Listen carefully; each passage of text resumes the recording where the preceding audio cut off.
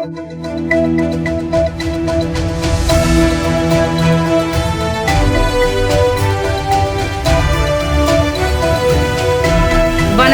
சக்தி சேனலின் புதுவையின் இன்றைய நிகழ்வுகள். ஏழை குடும்பங்களுக்கான ராஜீவ்காந்தி சமூக பாதுகாப்பு திட்டத்தின் ரூபாய் 30,000 நிதியுதவி மானியம் ஆணையினை திமுக கழக துணை அமைப்பாளர் உப்பளம் தொகுதி சட்டமன்ற உறுப்பினர் அனிபால் கென்னடி அவர்கள் பயனாளிகளுக்கு வழங்கினார். புதுச்சேரி உப்பளம் தொகுதி உள்பட்ட பகுதிகளில் வறுமை கோட்டிற்கு கீழ் உள்ள குடும்ப உறுப்பினர்களுக்கு நிதியுதவி வழங்குவதற்கான ஆணையினை உப்பளம் தொகுதி திமுக சட்டமன்ற உறுப்பினர் அனிபால் கென்னடி அவர்களால் அளிக்கப்பட்டுள்ளது. புதுச்சேரி யூனியன் பிரதேசத்தில் 18 வயது முதல் 60 வயதிற்குட்பட்ட குடும்ப உறுப்பினர்களின் இயற்கைக்கு மாறான மரணம் காரணமாக பயனாளிகளுக்கு ரூபாய் 30,000 பெறுவதற்கான ஆணை சட்டமன்ற உறுப்பினர் அனிபால் கென்னடி அவர்களால் வழங்கப்பட்டது.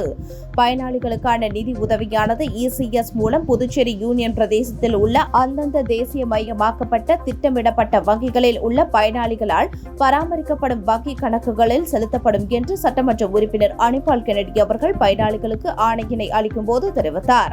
உடன் திமுக உப்பளம் தொகுதி செயலாளர் சக்திவேல், அவைத்தலைவர் ஹரிகிருஷ்ணன், வட்டார காங்கிரஸ் தலைவர் குமரன், திமுக மாநில மீனவர் அணி துணை அமைப்பாளர் விநாயகமூர்த்தி, கிளை செயலாளர் ராகேஷ், திமுக கழக சகோதரர்கள் சண்முகம், கரைக்காலன், போரிஸ், ரகுமான் ஆகியோர் உடனிருந்தனர். ஸ்மார்ட் சிட்டி திட்டத்தின் கீழ் அண்ணா திடலில் புதிய கடைகள் அமைக்கும் பணியை ஆய்வு செய்த தொகுதி MLA நேரு விரைந்து பணிகளை முடிக்குமாறு அதிகாரிகளிடம் அறிவுறுத்தினார். புதுச்சேரி ஸ்மார்ட் சிட்டி திட்டத்தின் கீழ் அண்ணா திடல் விளையாட்டு மைதானம் மேம்படுத்துதல், திடலை சுற்றியுள்ள சின்ன சுப்பராயப்பிள்ளை வீதி, லப்போர்த் வீதி மற்றும் அண்ணா சாலை பகுதியில் புதிதாக கடைகள் கட்டப்பட்டு வருகிறது. கட்டுமான பணிகள் முடியும் நிலையில் உள்ளது. கடைகள் அமைக்கும் பணிகளை நேரு MLA ஆய்வு செய்தார்.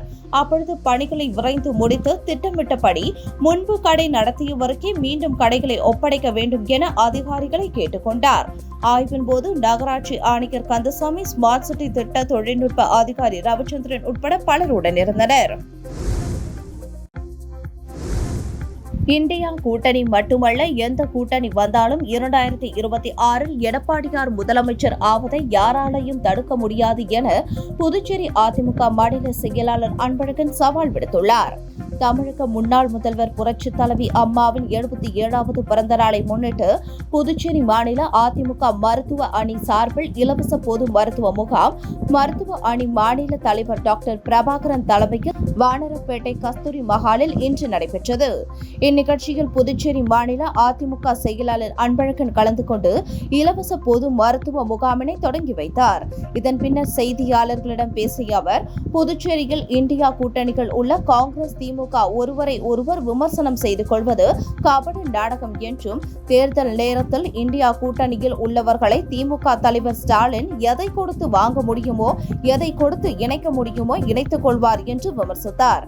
இந்தியா கூட்டணி மட்டுமல்ல, எந்த கூட்டணி வந்தாலும் 2026 எடப்பாடி தமிழக முதலமைச்சர் ஆவதை யாராலையும் தடுக்க முடியாது என சவால் விடுத்தார்.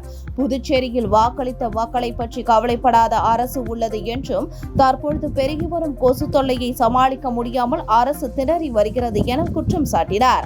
கொசு பெருக்கத்தை கட்டுப்படுத்த கடந்த டிசம்பர் மாதமே நடவடிக்கை எடுத்திருக்க வேண்டிய நிலையில் குழந்தைகள், பெரியவர்கள் மற்றும் பல்வேறு தரப்பினரும் கொசு தொல்லையால் பல்வேறு பாதிப்புகள் ஏற்பட்டு வருகின்றன என தெரிவித்தார். மக்களின் சுகாதாரத்தின் மீது அக்கறை இல்லாத பாஜக, NR காங்கிரஸ் அரசின் செயல்பாடு உள்ளதாக குற்றம் சாட்டினார். மத்தியில் ஆளும் மோடி அரசு தனது சர்வாதிகார ஆட்சி மூலம் மும்மொழி கொள்கையை தமிழகம் உள்ளிட்ட தென் மாநிலங்களில் இந்தி திணிப்பை கொண்டு வர முயற்சி செய்து வருவதாக முன்னாள் முதலமைச்சர் நாராயணசாமி குற்றம் சாட்டியுள்ளார். புதுச்சேரி எல்லையம்மன் கோவில் வீதியில் உள்ள தனது இல்லத்தில் செய்தியாளர்களை சந்தித்த முன்னாள் முதலமைச்சர் நாராயணசாமி, தமிழகத்தில் மும்மொழி கொள்கையை ஏற்றுக்கொண்டால் மட்டுமே நிதி தருவோம் என மமதையுடன் மத்திய அமைச்சர் கூறியுள்ளார். மும்மொழி கொள்கை மூலம் தமிழகம் உள்ளிட்ட தென் மாநிலங்களில் இந்தி திணிப்பை கொண்டுவர மோடி அரசு முயற்சி செய்து வருகிறது. மோடி அரசு ஏதோச்சி அதிகாரம், சர்வாதிகார ஆட்சியை நடத்துகிறது. இதனால் தமிழ் மக்கள் கொதித்தெழுந்துள்ளனர். தமிழக அரசு மும்மொழி கொள்கையை எதிர்க்கிறது. ஆனால் புதுச்சேரி அரசு இதை ஏற்றுக்கொண்டுள்ளது என குற்றம் சாட்டினார். தானாம்பாளையம் பள்ளி சிறுமி பாலியல் வன்கொடுமை செய்யப்பட்ட வழக்கில் அரசு மெத்தனமாக செயல்படுகிறது. மாணவி பாலியல் வன்கொடுமை வழக்கை சிபிஐக்கு மாற்றி ஓய்வு பெற்ற நீதிபதி தலைமையில் விசாரணை கமிஷன் அமைக்க வேண்டும் என்று வலியுறுத்தினார். காவல்துறையை சுதந்திரமாக செயல்பட விடாமல் முதல்வர் மற்றும் உள்துறை அமைச்சர் தலையிட்டால் காவல்துறை கைகள் கட்டப்பட்டுள்ளது.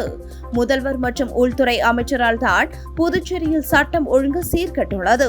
2026 சட்டமன்ற தேர்தலில் காங்கிரஸ் ஓடும் வண்டியா ஓடாத வண்டியா என தெரியும் என்று தெரிவித்தார். புதுச்சேரியில் 16 வயது சிறுமியை திருமணம் செய்து பாலியல் வன்புணர்வு செய்த கணவருக்கு 20 ஆண்டு சிறை தண்டனை விதித்து போக்சோ நீதிமன்றம் தீர்ப்பளித்துள்ளது. விழுப்புரம் மாவட்டம் விக்கிரவாண்டி கயத்தூர் கிராமத்தை சேர்ந்த ஜானகிராமன் 31 விவசாயி. இவருக்கும் புதுச்சேரியை சேர்ந்த பெண்ணிற்கும் கடந்த 2019ஆம் ஆண்டு இரு வீட்டார் சம்மதத்துடன் திருமணம் நடந்தது. அதன் பிறகு மணப்பெண்ணை ஜானகிராமன் மற்றும் அவரது குடும்பத்தினர் துன்புறுத்தினர். இதுகுறித்த புகாரின் பேரில் திருக்குனூர் போலீசார் விசாரணை செய்தனர். அதில் புகார் அளித்த பெண் 16 வயது சிறுமி என்பதும் குழந்தை திருமணம் செய்து குடும்பம் நடத்தியதும் தெரியவந்தது. அதன் பேரில் ஜானகிராமன், அவரது தந்தை கிருஷ்ணமூர்த்தி, தாய் லட்சுமி, சிறுமியின் சித்தி தனலட்சுமி, தந்தை வீரபத்ரசாமி ஆகியோரை கைது செய்து அவர்கள் மீது புதுச்சேரி போக்சோ விரைவு நீதிமன்றத்தில் குழந்தை திருமணம் மற்றும் பாலியல் பலாத்காரம் பிரிவுகளில் வழக்கு தொடர்ந்தனர். இவ்வழக்கில் அரசு தரப்பில் சிறப்பு வழக்கறிஞர் பச்சையப்பன் ஆஜரானார். வழக்கை விசாரித்த நீதிபதி சுமதி ஜானகிராமனுக்கு போக்சோ பிரிவில் 20 ஆண்டு சிறை தண்டனை மற்றும் ரூபாய் 20,000 அபராதம் விதித்து தீர்ப்பு வழங்கினார். மேலும் திருமணம் நடத்தி வைத்த தனலட்சுமி, கிருஷ்ணமூர்த்தி, லட்சுமி, வீரபத்ரசாமி ஆகியோருக்கு குழந்தை திருமண தடை சட்டத்தின் கீழ் தலா 2 ஆண்டு சிறை தண்டனை மற்றும் தலா ரூபாய் 10,000 அபராதம் விதித்து உத்தரவிட்டார். புதுச்சேரியில் போதையில் நண்பரை தாக்கி மொபைல் போன் மோதிரத்தை பறித்து சென்ற 2வரை போலீசார் கைது செய்தனர். சுல்தான்பேட்டையை சேர்ந்தவர் சபீர் 20. இவரது நண்பர்கள் வெள்ளியனூர் அருகே உள்ள தமிழக பகுதியான வாழப்பட்டாம்பாளையம் கிராமத்தை சேர்ந்த ஞானவேல் 22, மதன்குமார் 23. மூவரும் நேற்று முன்தினம் இரவு பெரம்பை சுடுகாடு பகுதியில் மது அருந்தினர். போதையில் ஞானவேல் மற்றும் மதன்குமார் ஆகியோர் சபீரை தாக்கி அவரிடம் இருந்த 1 லட்சம் ரூபாய் மதிப்பிலான ஐபோன் மோதிரத்தை பறித்துக் கொண்டு தப்பி சென்றனர். இதுகுறித்து சபீர் வெள்ளியனூர் போலீசில் புகார் அளித்தார். அதன் பேரில் சப் இன்ஸ்பெக்டர் சரண்யா வழக்கு பதிவு செய்து மதன்குமார் மற்றும் ஞானவேல் ஆகியோரை கைது செய்தனர். போன் மற்றும் மோதிரத்தை பறிமுதல் செய்தனர். இருவரையும் நீதிமன்றத்தில் ஆஜர்படுத்தி சிறையில் அடைத்தனர். புதுச்சேரியில் இரவு நேரங்களில் ரோந்து பணிகளை தீவிரப்படுத்த டிஐஜி சத்யசுந்தரம் போலீசாருக்கு உத்தரவிட்டுள்ளார். புதுச்சேரியில் உள்ள அனைத்து காவல் நிலையங்களிலும் இன்று மக்கள் குறைதீர்ப்பு முகாம் நடைபெற்றது. குறிப்பாக முத்தியால்பேட்டை காவல் நிலையத்தில் நடைபெற்ற குறைதீர்ப்பு முகாமில் DIG Sathyasundaram, senior SP Kalaivanan ஆகியோர் கலந்து கொண்டு இன்ஸ்பெக்டர் தனசேகர் முன்னிலையில் மக்களின் குறைகளை கேட்டறிந்தனர். மேலும் இரவு நேரங்களில் ரோந்து பணிகளை தீவிரப்படுத்த டிஐஜி சத்யசுந்தரம் போலீசாருக்கு உத்தரவிட்டார். புதுச்சேரியில் மேம்பாலம் மற்றும் சாலை விரிவாக்க பணிகளுக்கு ரூபாய் 1000 கோடி நிதி அளிப்பதாக மத்திய அமைச்சர் நிதின் கட்கரி அலுவலகம் சார்பில் புதுவை முதல்வர் ரங்கசாமிக்கு கடிதம் அனுப்பப்பட்டுள்ளது. புதுச்சேரி ராஜீவ்காந்தி சிலை சதுக்கம் முதல் இந்திரா காந்தி சிலை சதுக்கம் வரையிலான சாலையில் மேம்பாலம் அமைத்தல், புதுச்சேரி மரப்பாலம் முதல் கடலூர் வரையில் சாலை விரிவாக்கம் ஆகியவற்றுக்கு மத்திய அரசிடம் நிதி கோரி புதுவை அரசு சார்பில் மனு அளிக்கப்பட்டது. தற்பொழுது மத்திய சாலை போக்குவரத்து மற்றும் நெடுஞ்சாலைத்துறை அமைச்சர் நிதின் கட்கரி அலுவலகத்தில் இருந்து புதுவை முதல்வர் ரங்கசாமிக்கு கடிதம் அனுப்பி வைக்கப்பட்டுள்ளது. அதில் ராஜீவ்காந்தி சிலை சதுக்கம் முதல் இந்திரா காந்தி சிலை சதுக்கம் வரையிலான மேம்பாலம் 4 வழி சாலைக்கு ஏற்ப அமைக்கவும், கடலூர் சாலையை 20 கிலோமீட்டர் வரை சீரமைக்கவும் ரூபாய் 1000 கோடி நிதி அளிக்க உறுதியளிப்பதாக குறிப்பிடப்பட்டுள்ளது என அதிகாரிகள் தெரிவித்தனர்.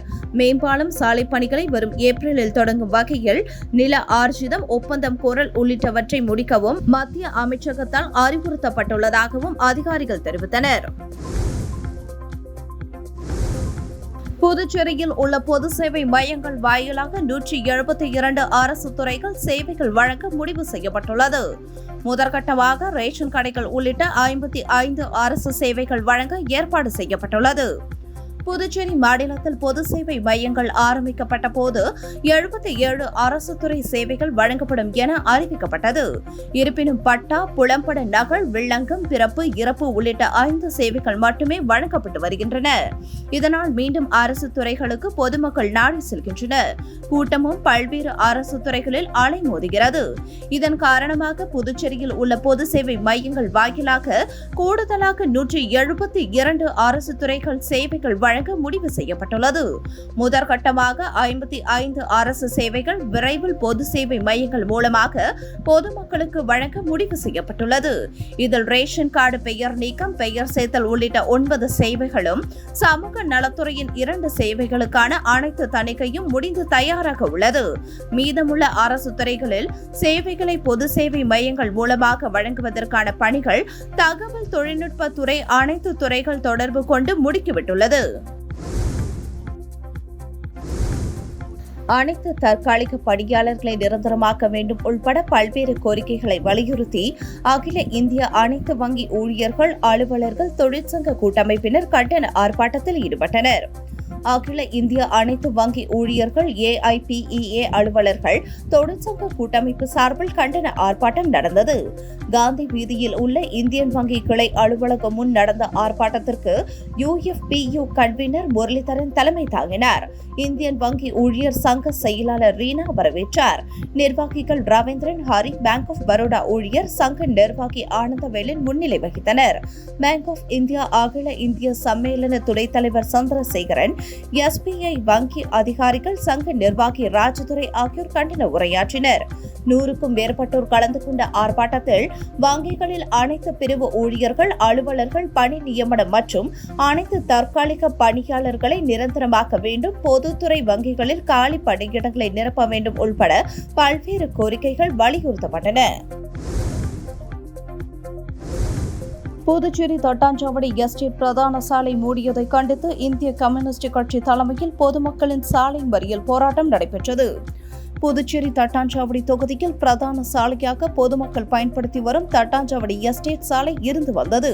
இந்த சாலை வழியாக வேலைக்கு செல்லும் பொதுமக்கள், குறிப்பாக பெண்கள் என ஆயிரக்கணக்கான பொதுமக்கள் தினசரி இந்த சாலை வழியாக சென்று வருகிறார்கள். இந்த பகுதியில் அரசு அச்சகம், குடிமைப்பொருள் வழங்கல் துறை, கலால் துறை, வேளாண் துறை, கூட்டுறவு அரிசி ஆலை, பாசிக், பாப்ஸ்கோ, ஒழுங்குமுறை விற்பனை கூடம், கட்டிட நல வாரியம், பான்டெக்ஸ், DIC, மின்துறை அலுவலகம், தொழிற்பேட்டையில் இயங்க பல்வேறு விதமான தொழிற்சாலைகள் இருந்து வருகிறது. இந்த அலுவலகத்திற்கு வந்து செல்லக்கூடிய பிரதான தொழிற்பேட்டை வழியை காவல்துறை மூடி பெரும் போக்குவரத்திற்கு இடையூறு ஏற்படுத்தி வருகிறார்கள். இதனை காவல்துறை உடனடியாக திறக்க வலியுறுத்தி கம்யூனிஸ்ட் கட்சி சார்பில் கிழக்கு கடற்கரை சாலையில் அமர்ந்து சாலை மறியல் போராட்டத்தில் ஈடுபட்டனர். இதுகுறித்து தகவல் அறிந்து சம்பவ இடத்திற்கு வந்த போலீசார் மறியலில் ஈடுபட்ட போராட்டக்காரர்களிடம் சமாதான பேச்சு நடத்தினர். இதனை அடுத்து அடைக்கப்பட்ட பிரதான வழி திறக்கப்படும் என்று போலீசார் உறுதி அளித்ததன் பேரில் போராட்டத்தை கைவிட்டு கம்யூனிஸ்ட் கட்சியினர் அங்கிருந்து கலைந்து சென்றனர். கிழக்கு கடற்கரை சாலையில் திடீரென கம்யூனிஸ்ட் கட்சியினர் மறியல் போராட்டத்தில் ஈடுபட்டதால் சுமார் அரை மணி நேரத்திற்கு மேலாக கடுமையாக போக்குவரத்து பாதிக்கப்பட்டது.